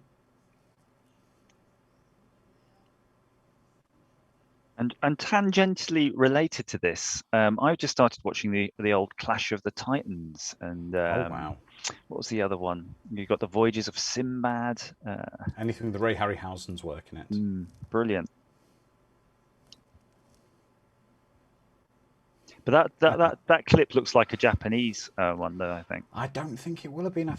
I'm sure one of our amazing community, who are so on this, will suddenly tell us what that dinosaur movie is that's on screen there. And here we are. He's talking about what we're very much getting into now: machine learning and artificial intelligence. Machine learning is a thing that's everywhere now, and artificial intelligence is. Even with your a common form of artificial intelligence, a lot of people don't even realise we are protected by these days, is with our credit and debit cards. They have a condition often called impossible travel. So the idea being, you could use your credit card, say in New York in person, to buy petrol, gasoline, and then if your credit card was used an hour later in California on the other coast, in a Burger King to buy a Whopper in person, the software, the AI would automatically recognise that basically you couldn't physically travel that distance in that amount of time, so it would block the transaction. And that's a form of AI that is quite often being used. In the 90s, there was still quite a lot of interest in expert systems, genetic algorithms, and neural networks. And what's really funny is a lot of those same techniques actually are in use now today. It's just that the hardware has become fast enough to be able to do them and allow them to do something useful. Exactly. And the wonderful Carla has said that film is 1 million years BC from 1966, featuring the work of Ray Harryhausen, the master behind the skeletons in all the films like Sinbad and Clash of the Titans, etc. No, there was no skeletons, I think, in Clash of the Titans, but there was in the other. What was the Sinbad, other? I believe. Seven Voyages of Sinbad? No, there was a kind of another Greek god movie at that time. Again, escapes me. And that was the one with the skeletons. Sinbad definitely had the skeletons too. I'm sure the community will remind me. This is the problem of when you start to become into your 40s, right? You've got all of that useful information about movies Calbot. and skeletons. You lose. Jason and the Argonauts. Ah, such a brilliant movie. Yeah. Such a brilliant movie, yeah. And I think it did really badly at the time. I think it was really poorly marketed, but then again, turns into a massive cult classic. I think that was actually. Would you like to sleep on the uncarpeted floor of his uncarpeted wooden floor of his log cabin? It's an offer we all wait to hear. Yes.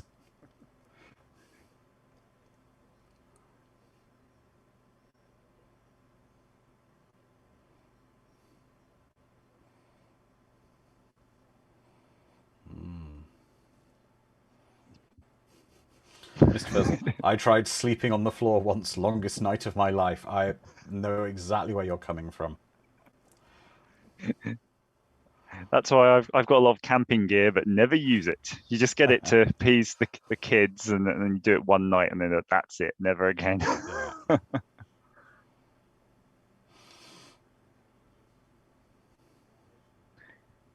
So you're all into the military, Andrew. Is that a general? Is 4 stars? I'm not really a military man, but I believe he would be a 4-star general. Just made the assumption he's got 4 stars. Well, he was also referred to as general earlier. By the by the process of logic, I'm no Scientologist, but he's been referred to as general. He's got 4 stars on his shoulder, so I will believe he is a 4-star general.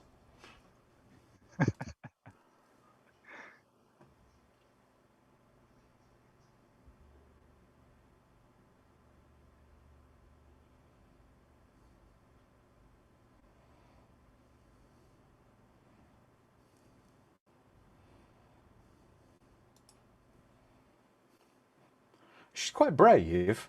I'll swim 3 miles in the pitch dark in cold water. Yeah, I mean,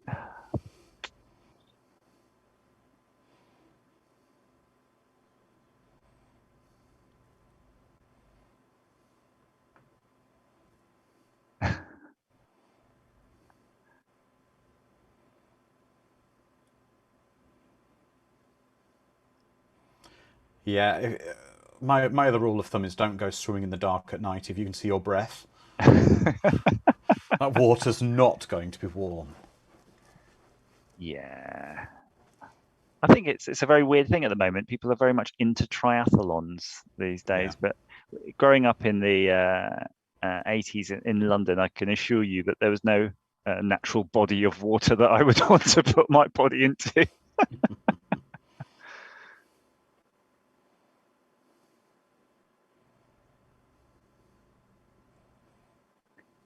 You don't get many deep swimming reminiscent scenes. No.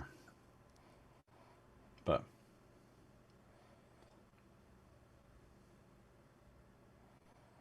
it's the kids coming to the realization that this might be their last night on Earth, and they may well die.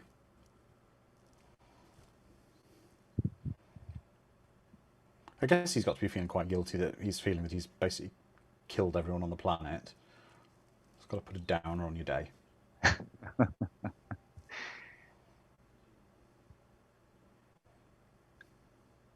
I'm trying to think of a modern equivalent of you doing this accidentally, and that would probably be playing some sort of Facebook game. Yep. It'd be someone on Bejeweled does something too wrong, and then the world explodes. They hooked up the Bejeweled server, had the wrong IP address on the back end. Oh. So what do you think? The same helicopter from earlier? Probably the same. It looks to be another Bell Ranger. Might not be the exact same one we saw, but the same model. What would have been the coolest job you could do back in the 80s, around the time of this movie? Probably a helicopter pilot would have been one of them. Well, any time being a helicopter pilot is a cool job. Okay, question for the chat. Is there anyone in the chat who, when they were a child, wouldn't have thought being a helicopter pilot would have been the coolest thing ever? I don't think in the UK that we would have that, right? I don't really remember helicopters that much. I'd been more of a train driver, I think, possibly a bus driver.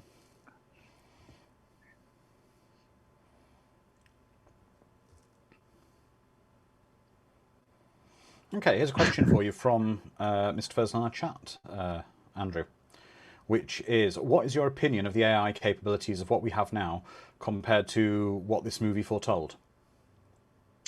Oh, well, that's quite cool. So I'm just going to put the volume down locally. I think that if you think of what this is doing here, it's just probably some sort of heuristic simulation. I don't think it.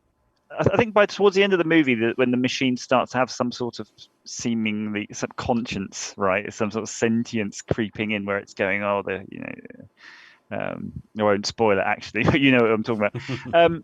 I think the movie AI is actually smarter than we have today in that respect. But in terms of what it's doing up to this point, where it's doing all the simulations, I don't think you really need an AI to do it. You just need to crunch a lot of numbers. Which would be very much, I guess, like these Bitcoin mining rigs you have now, just going through all the possibilities and working them through. But I think it would be a scary day when our AI does match the ultimate of this machine. I think from my experience with modern AIs, it's probably modern AIs now are still incredibly clever, but they are always procedural. They're always reacting somehow to a set of... There's always a programmed reaction in some way, even if it's a manipulated one slightly.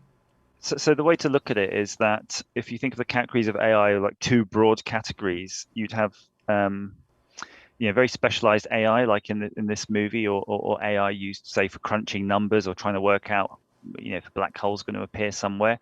But the movie AI is really a general AI, which means that you have to have something that more or less thinks and behaves, not like a person, but like a superhuman or something like that, Well, and has all of those faculties. I guess the difference I'd say between movie AI and real world AI is sentience. Yeah, I suppose so, but there's just also capability, in that. I think it'd have to be able to affect the world around it, which means it has to be able to not only just absorb information, but potentially see, potentially have manipulators, be able to create things, move things. Yeah. Terminator, I think, is pretty good, though, for that sort of thing. Here we go. Now we're seeing a gentleman pushing lots of buttons on a random panel.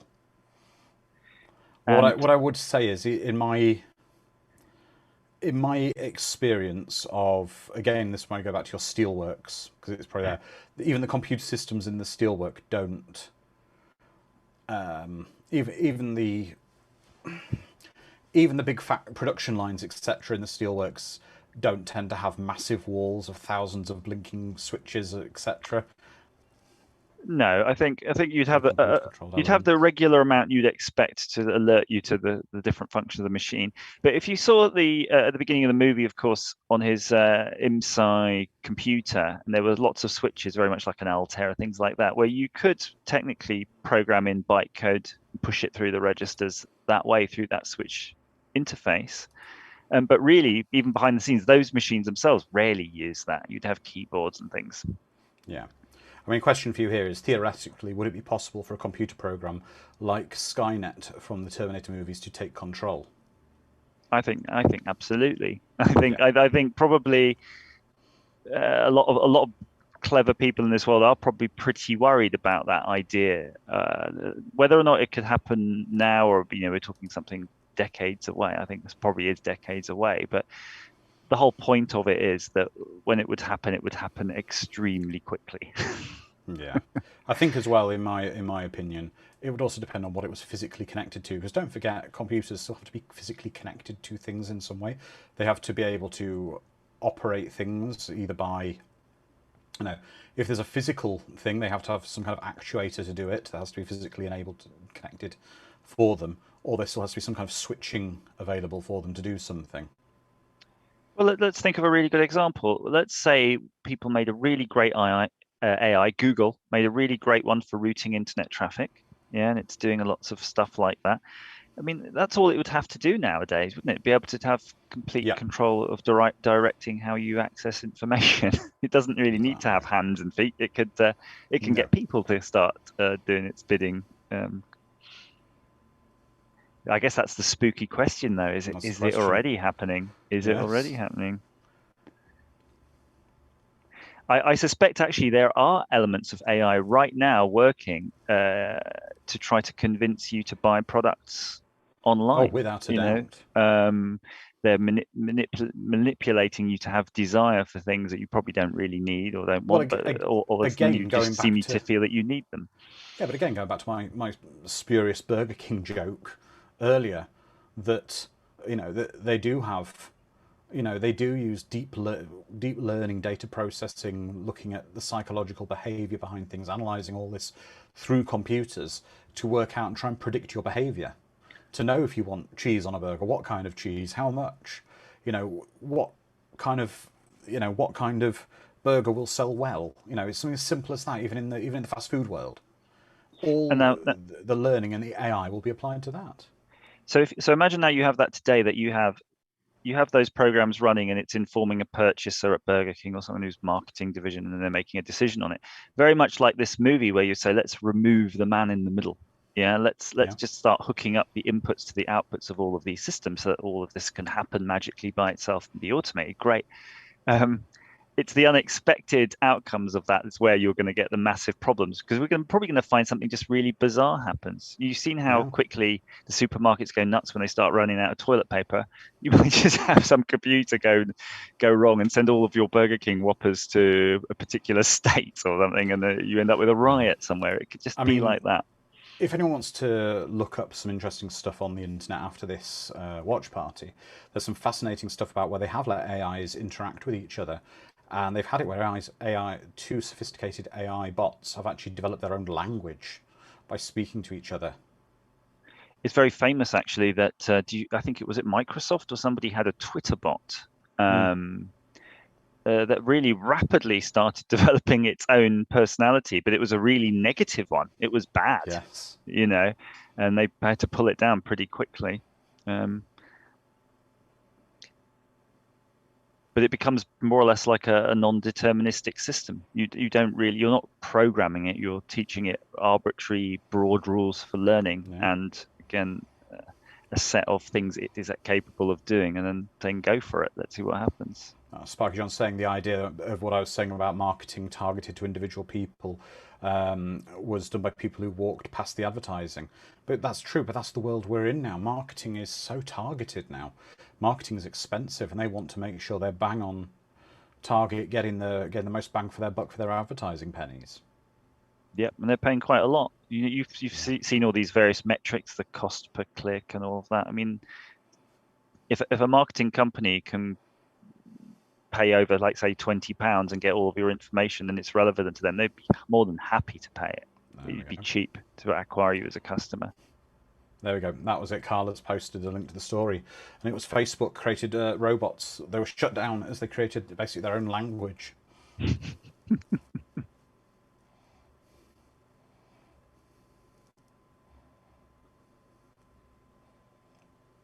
I think, though, what's ironic, I think the sort of thing that would cause the most damage in society is probably the least protected, least understood networks, and that'll be the utility networks. Yeah. The piping of oil and gas, electricity. Well, that recently happened with a cryptoware attack. And again, that goes on what we spoke about earlier, with basically the weakest link being, someone for a cryptoware attack to run 9 times out of 10, it has to be someone's ran something they shouldn't have. They clicked on something they shouldn't have. It's the user that's the weak link. And some of these utilities and things, they run through multiple networks, maintained by different companies. It's kind of crazy, really. Sparky John just posted the movie The Day After, brilliant American TV movie, the American version of Threads. Okay, I've not seen it, but I don't know if it's as grim. It's just about as grim as Threads. Oh, there we go. The computer's decided it's not going to. Computer says no. Commands, yeah.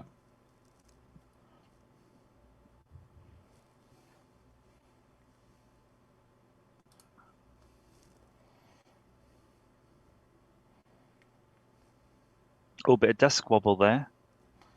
Well,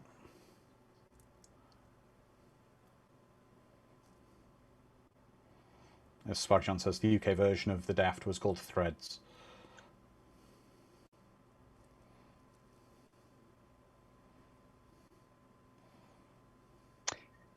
You notice in computers in movies and TV shows make a lot of sound, don't they, when the characters are appearing on the screen? But I think there is a hint of that. If you did have some of those old machines, you could hear the old transistors and capacitors whining. Yeah, but not individual characters being drawn where you'd hear it making those kind of noises, but it's a little bit. Now, this is very interesting. So this is actually a real password guessing technique that's even used to today. This is why many websites have password lockout, account lockout attempts for passwords. This is what's called a brute force attack, where the computer knows approximately how many characters are needed for a password, and all it's doing is it's trying every possible combination at speed to try to guess what the password is for the launch codes in this case. But again, that's a very common thing. It's called brute force password guessing. and it's still like, as you say, it's still common today. And also, if you just had a lot of Linux systems and things, you could pull the password file. If you're at university or something, you could pull the password file from your Linux system and just run it through that. And that's why they ended up adding like an MD5 or some other encryption or transformation to them, and then people ended up coming up with the rainbow tables to get around that. But if you've ever lost your password in an Adobe PDF or even a Microsoft Excel file, it can be actually pretty much a nightmare. A lot of the times you just have to give up.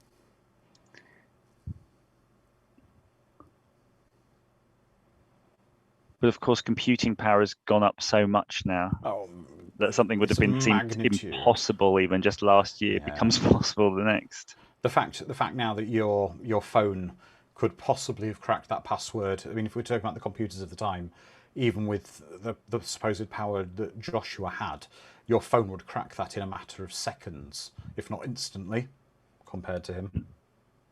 Yeah, I mean, if you think of just processor speed alone, it's phenomenal. Sharon's saying 2FA is what is needed for these guys. No, Sharon, I'm going to say 2FA is what is needed everywhere. Yeah. If you have an account that has a 2FA ability, even in the modern world, you use it for everything. Are people? It's a bit curious, Andrew, to the chat. Is when I think about it, anything serious, 2FA, anything involving money, my personal emails, 2FA all day long. However, what about these casual chat forum that you sign on for to just see a picture on a bulletin board? Do people bother on that? I mean, I'm pretty sure I don't. I'd probably just go with Google's recommended strong password. But I wonder what the folk think. There we go. See what the chat comes up with. I think we definitely have a priority and hierarchy of security in our own lives, what we consider important to protect and what we don't. There we go. I'm going to try playing the games against Joshua.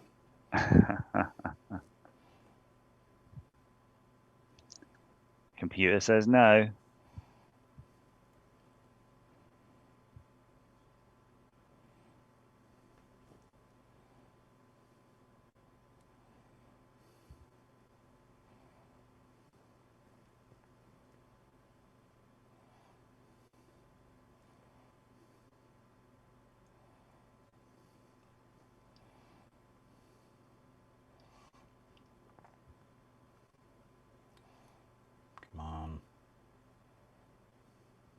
Come on, it's intense. It is. The only thing is, though, it's the age-old thing. If you ever work in IT, it's the worst thing in the world where you've got everyone around you suggesting ideas at the same time. It's like having a demonstration to a customer. Yeah. This isn't working. Have you tried this? Exactly, Sharon. You can never over-secure your data. Perhaps people aren't as careful online as they should be dealing with personal information. 1,000,000%. I think the problem is once you enter the world of social media, you're already given it up, haven't you? Once your photo and your chat and stuff is online publicly available, I think so much else can just be determined so casually.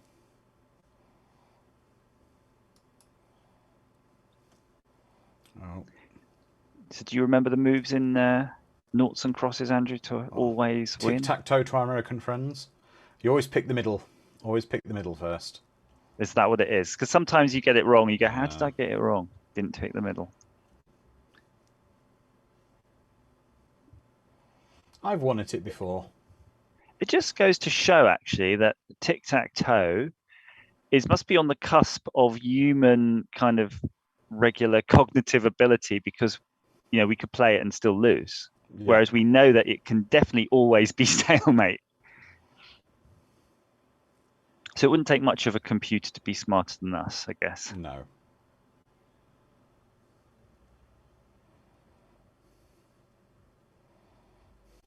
All the random lights are blinking very fast. And he was really concerned about that. He was, ooh, yes. Look at that.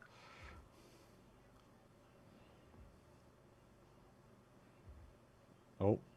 This wouldn't work though in these days, of course, because we have multi-core processors. Yeah, or graphics cards you can use for brute force.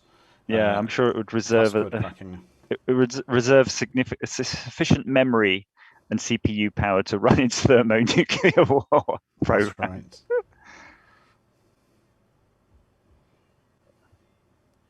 Now that would be an amazing outcome, wouldn't it? You did something wrong on your computer to the point where it actually exploded. Well, isn't this why we have fuses in things? It is. It shouldn't happen. I mean, I've had desktop machines. The old back office machines have died several times due to insufficient cooling. So yeah, you could run enough stuff to put it over the edge, but yeah, not explode. No. That looks an awful lot like Missile Command, which is brilliant It looks game. very similar. Lizardman says, "Good thing this computer isn't reliant on punch cards. They'd be screwed." People saying this scene was intense in the theatre. I bet it was. I really bet it was. You'd have been rage eating your jelly babies, just chain eating them. And David says, "It's actually ran its own denial of service attack." Well, yeah, I guess. Or is it? It's a runaway. Or can we say it's a runaway process? A zombie process. Yeah, runaway process. That happens all the time, actually. Even now, I don't know if anybody's works on cloud systems. It's exactly the same stuff that you'll have a rogue SQL database server, and it'll just be sitting there 100%, and you can't SSH into it. There we go. Even though it's a simulation, watching it's still terrifying. We're learning right along with Joshua. It's futile to try to win this. That's very true. It's playing all the outcomes out.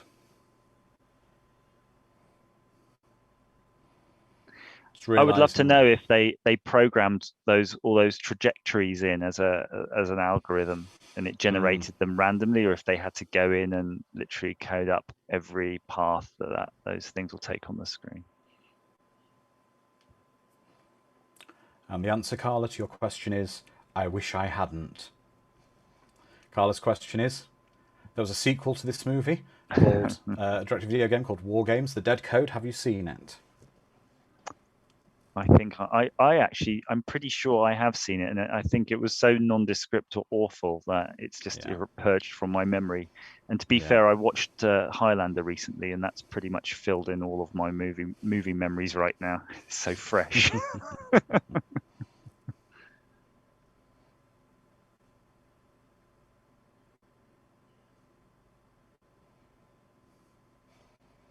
And the power comes back on. Everything's all right again with the world. That's right. Do you think they'd be paying Dr. Falcon some consultancy money to go in and just maybe patch up their last few little issues? I think they might be bringing him back. I do love the fact that they were all racing into the command centre from a jeep that flipped over to stop thermonuclear war against a door, a giant steel door that was closing, but they yet all had time to be issued with visitors' passes. Oh, that's true. There's an interesting fact about that jeep as well when it flipped over. That wasn't intentional. It was a stunt gone wrong, but they said, yeah, we'll keep that in. Oh, that's cool. There we go. And then we get to the nice music. For the kind of everyone just, I mean, where did they go from here? I mean, okay. Picture's gone out of focus here, yeah. They weren't playing with the camera right. Here's a question for the chat as we're coming to the end. I mean, it's been a fantastic watch party. Thank you so much, Andrew, for joining us. But a question for our chat. Where does everyone go from here? Where do the characters go? What happens? Does David return to school? Does David return to school and then have a career working with the computers with Falcon? Does Falcon come back? Where does everyone see it? Ignoring anything that happened in supposed sequels. Where do you see this happened? And where do you see this going, Andrew? Yeah, I'd like to think that he'd have gone off and done something great, you know, like create Facebook or something. But I suspect is that great? No, but I suspect his character would have gone on to work on the TCP/IP stack and maybe create the internet behind the scenes, and he's still there, tied in, you know, pulling the strings. What's that? Is that David or is that Falcon? Because let's be honest, David didn't really create anything. David was just a hacker. He wasn't a creator. Falcon was the creator. I think he'd get thrown in jail for his notorious backdoor That'd be a action. dark twist for the end of the film. Okay, now David, now this is all over. You're going to spend the rest of your life in federal prison, and your girlfriend's going to have 30 years for aiding and abetting. That'd be a dark twist to the end of the film, but I hope not. I suspect in the real world that people who do a lot of this hacking who don't have malicious intent and they do get caught, I suspect they do go into the security industry if they've still got the urge to do it. Well, we've got in the original script apparently. NORAD gave David a part-time job and he worked as McKittrick's assistant just as McKittrick started out as Falcon's assistant. Oh. And then Mad Matt says he goes back to the arcade and becomes a slacker. And then David says David starts up a gaming company and invents microtransactions, so he becomes the devil with loot boxes for EA, etc. Carla says David grows up to be Ferris, and Ali transfers to a new high school where she's an outsider. Oh, that's a deep cut, Carla. Ferris Bueller and The Breakfast Club. How wonderful. It would be very interesting to see a movie based on the sort of original script and idea for this, because I think they actually changed scripts and even changed directors quite early on in this. Yeah, exactly. Well, we're coming to the end now, so I'd like to say thank you, Andrew, for joining us. So if you could tell everyone a little bit about you have your own YouTube channel, what you do on there, where they can find it, and what kind of insanity you get up to. Yes, I've got a YouTube channel called The Back Office. It's YouTube.com/Back Office Show. It's fairly random because I've got very many a lot of interests and hobbies, but there's quite a lot of electronics. Occasionally playing with computers, fixing retro computers, video games, and a lot of teardowns of technology. I've literally done a bank dongle this week, so it's kind of related. You can see what's inside a bank security dongle. Head over and have a look. Okay, well, thank you, Andrew, for joining us. You've been absolutely brilliant. Thank you to the chat again for joining us, all the superstars in there. And we will be back next week with In Search of Darkness, where we will be... Put my teeth in, excuse me. We will be watching A Nightmare on Elm Street Part 4, continuing our Elm Street journey. And then in 2 weeks, on the 27th of June, gosh, nearly at the end of June already, we will be all together watching Batteries Not Included. That's going to be a lot of fun. What a movie. So can't wait to spend time with you all then. Everyone take care, be safe, and we'll see you very soon. Bye-bye. Bye.